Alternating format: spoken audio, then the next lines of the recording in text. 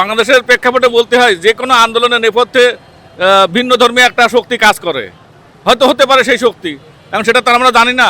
আমরা জানলে হয়তো বলতাম যে আসলে এই ধরনের, আর এই শক্তিগুলো তো সবসময় নেপথ্য থেকে কাজ করে।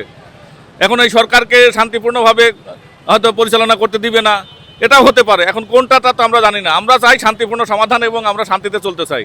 আমরা চাই 5 মিনিটের পথ আমার এখন মানে 1 ঘন্টা লাগতেছে, খুবই কষ্টের বিষয়। আমরা যে গরমে ঘামছি, ঠিক আছে, আবার এখানে ধরেন যে একটা রুগী যদি আসতো, আমরা না একটু সুস্থ মানুষ চলাফেরা করতেছি, কিন্তু একটা রুগী আসলে তার অবস্থা কি হয়, এই বিষয়টা ছাত্রদের বিবেচনা করতে হবে। অথবা আন্দোলনের যে বিষয়টা, আন্দোলন যে শাহবাগেই করতে হবে এমন কোনো কথা নাই। সরকারের উচিত একটা আন্দোলন করার জন্য জায়গা নির্ধারণ করে দেওয়া, যে একটা জায়গা থাকবে সেখানে শুধু আন্দোলনই করবো। ইউরোপ আমেরিকা বলেন বা বিশ্বের উন্নত দেশে আন্দোলন করার জন্য জায়গা আছে।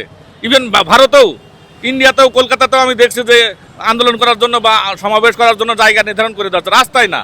এখন আমাদের ছাত্ররা বা আমরা একটা কিছু হলেই শাহবাগে নেমে আসি।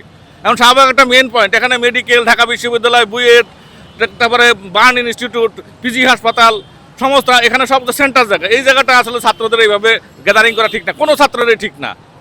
ছাত্র তো নাই, মানুষেরও এটা ঠিক না। এটা একটা মেন পয়েন্ট। এখানে অসুস্থ রুগী থাকতে পারে, কন্টিনিউ রুগী আসা যাওয়া করে এখানে। সেজন্য এই জায়গাটা আমাকে প্রত্যাহার করে অন্য জায়গায় আন্দোলনের জন্য যাওয়া উচিত। সরো উদ্যানের ভিতরে নিয়ে যাক আন্দোলন, কাজে সরো উদ্যান। রাস্তা আটকাতে হবে কেন? রাস্তা আটকালে কিন্তু আমরা কিন্তু এই আন্দোলনকারীদের যে সাপোর্ট দিব তা না, কিন্তু আমরা দুর্ভোগ করছি।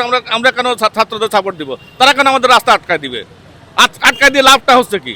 এখন সরকার প্রত্যেকটি মানুষেরই, প্রত্যেকটি ক্রিয়ারই সমান ও বিপরীতধর্মী ক্রিয়া আছে। এখন সরকার যদি হিটে যায়, ঠিক আছে, এই ছাত্ররা কি করবে?